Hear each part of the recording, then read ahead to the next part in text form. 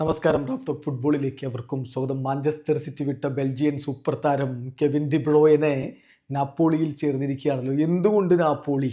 ആ കാര്യം ഇപ്പോൾ അദ്ദേഹം വ്യക്തമായി പറയുന്നുണ്ട്. അദ്ദേഹത്തിൻ്റെ വാക്കുകളിലേക്ക് നമ്മളൊന്ന് പോവുകയാണ്. KDB പറയുന്നു, ഞാൻ നാപ്പോളിയിൽ ചേരാൻ വേണ്ടി തീരുമാനിച്ചു. കാരണം ഇവിടുത്തെ പ്രൊജക്റ്റ് വളരെ അംബീഷ്യസ് ആണ്.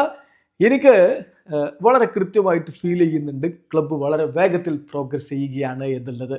അതുകൊണ്ട് തന്നെയാണ് ഞാൻ ഇവിടെ ജോയിൻ ചെയ്തത്. എൻ്റെ കാര്യത്തിൽ my excitement was clear when Napoli presented me their project and vision. Napoli വന്ന് അവരുടെ പ്രൊജക്റ്റും വിഷനും ഒക്കെ വിശദീകരിച്ച് വന്നപ്പോൾ അതെനിക്ക് വലിയ എക്സൈറ്റ്മെൻ്റ് ആണ് ഉണ്ടാക്കിയത്. ഇവിടെ വളരെ കോമ്പറ്റീറ്റീവായിട്ട് നമുക്ക് മുന്നോട്ട് പോകാൻ പറ്റുമെന്നാണ് ഞാൻ പ്രതീക്ഷിക്കുന്നത്. അതാണ് എനിക്ക് വേണ്ടത് എന്നുകൂടി KDB പറയുന്നു.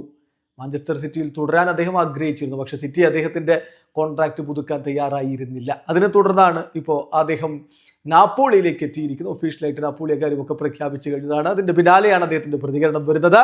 നാപ്പോളിയിലേക്ക് എത്താനുള്ള കാരണം അവരുടെ പ്രൊജക്റ്റ് വളരെ അംബീഷ്യസ് ആണ്.